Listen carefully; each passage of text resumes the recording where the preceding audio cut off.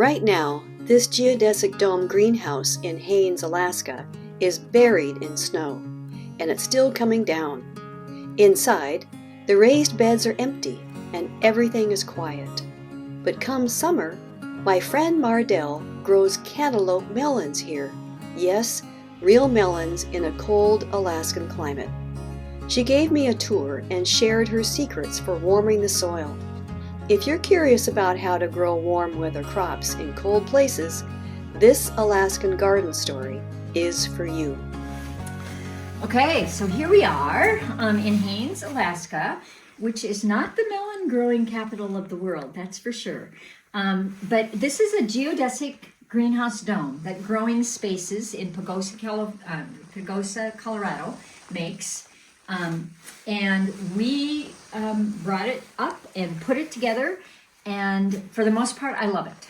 And I've grown tomatoes and peppers in here mostly, but a few years ago I decided I'm going to try growing melons because we love cantaloupe and melons, and doing that in Alaska is pretty difficult, but I found I can do it. So how I do it is right here I plant about 4 melon plants. Sometimes I double them up, so maybe 6 on each side of this 6x6. We call it hog wire, lots of different names for it. And I plant them not until after the 1st of June. Melons are warm weather crops. So, and the warm weather is, or the warmth for the melons is enhanced by the fact that this, it's called an earth wall, collects the heat in the daytime and holds it at the night. And I am convinced it's one of the reasons why I can grow melons, is because I'm retaining some of the heat in the nighttime, because it's nights that get cold here.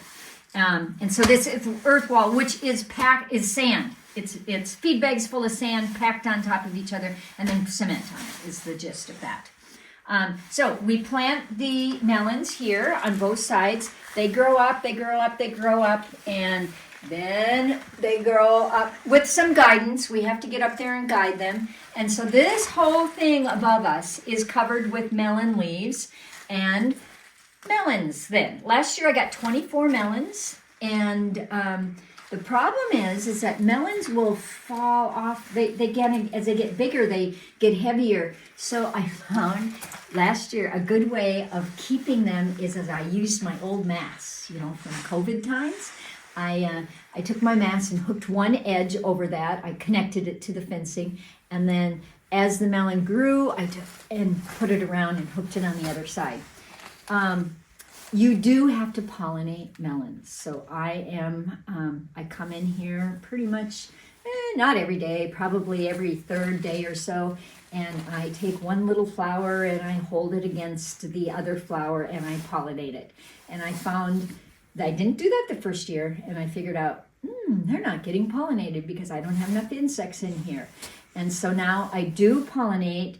But I also do another thing. It inspired me to grow more flowers in here. So I just today started some alyssums and lobelia and marigold that I will plant in here earlier than I can plant outside.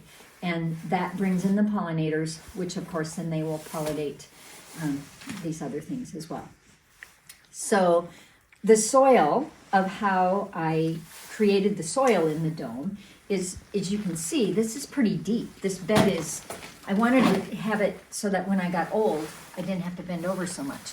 So this is that soil is probably 2.5 feet up off the base of the ground. There was no way that I could fill it with soil, the whole amount of that. So under what you see in the soil here is debris, old logs, branches, all sorts of stuff that was from the forest.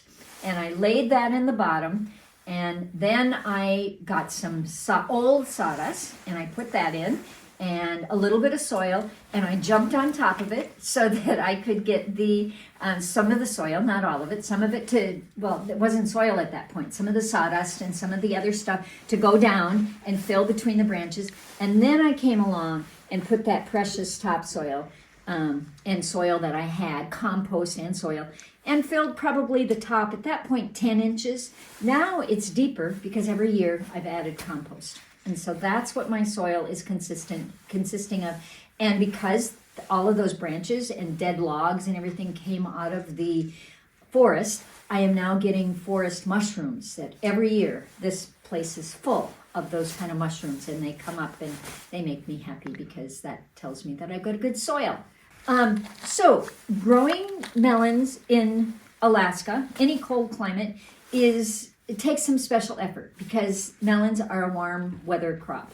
So you have to do special techniques, special things to do that. And that is partially in the dome, you have to have it inside of a structure. I'm using a wall that is retaining heat. And, another thing about this soil that helps these melons is I have these little air things right here.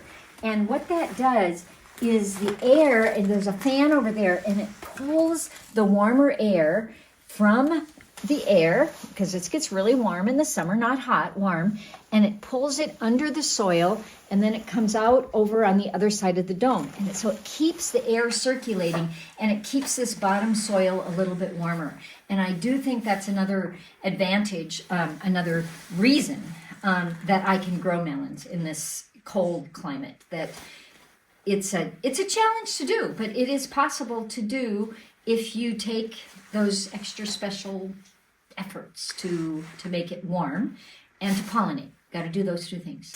These are 4-inch pipe that go under the bed. They're probably a good 2 feet down below. So when we made the bed, we put it on the bottom. It goes all the way around. Got to follow me. It's going to go all the way around over here. And there's 2 on the other side as well. And they come in right here. And I'm not going to lift off the box because it'll make a mess. But this is solar run, so it's not running right now because it's winter. But this is a little fan in here that is solar activated, and it pulls the soil, or pulls the air through these pipes up here. So I can stand here and feel the air coming through here. I am convinced it is a huge part of the ventilation that happens in this dome, and it makes a big difference for ventilation. If not the warmth of the soil, I think ventilation is one of the big things it does. And that's, I don't know if that's unique to growing spaces, but it is a growing spaces plant. They're the ones who got me to do it. Hey, kitty cat. Don't want you digging my beds. You're only allowed in the beds in the winter. This growing spaces dome is designed to, on the north wall, to have a pond. And that keeps it so that they are year-round domes. I chose not to do that. One, I don't want to grow in the winter. I need a break from gardening. But the other reason is, besides heat, you have to have light. And in Alaska, we don't have a lot of excess light. And by the time I pay to have electric lights running all winter long, I can go buy organic produce. And so I made a choice of not putting that pond in, which gives me more growing space. And I grow in here 3 seasons, 2.5 seasons, I would say. And so this system that we just talked about is put in so that the heat, that pond really keeps it much warmer and moderated, and it allows the soil to be warmed up as it pulls in that warm air, runs it through the soil, and spews it out on this side. That's what the system is set up for. But I almost didn't put it in, thinking, well, I don't really need that. I'm not growing in the winter. But I think it's made a huge difference for ventilation.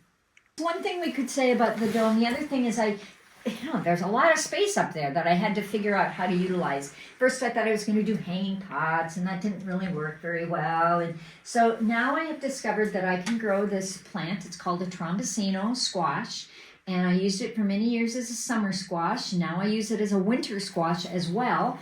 They grow about 4 feet long, and it's all a good squash material, and they hang down from these should I call them trellises, braces. They also work to brace the dome up. if you were going to get this dome from Growing Spaces, they would not ever tell you that you need to put this pole in the middle of it. But because we live in heavy, heavy snow country, that was our way of ensuring that the weight on the top of the snow is not going to crush it. And so we're very glad that we've done that. It's worked very well. And then, so I had this center thing, and now I can put the braces, if you want to call them that, off to the side, and I utilize them for my plant. Thanks for joining me on this snowy, inspiring garden tour. If Mardell's setup sparked your curiosity, like it did mine, share this video with a gardening friend. And if you've ever dreamed of growing warm weather crops in a cold climate, let me know in the comments. What would you try first? See you in the garden. Cheers.